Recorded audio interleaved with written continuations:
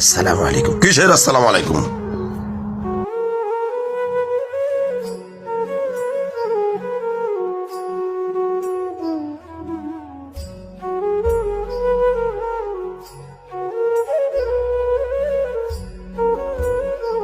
আপনাদের আসার কোনো টাইম হলো এটা? মানুষ ঘরের ভিতরে একটু বিশ্রাম নিচ্ছে আর আপনারা গেটের সামনে এসে দাঁড়িয়ে রয়েছেন। সবাইকে আপনাদের মতো অবসর নাকি? আপনারা অবসর আছেন, যান কোনো কাজ খুঁজেন।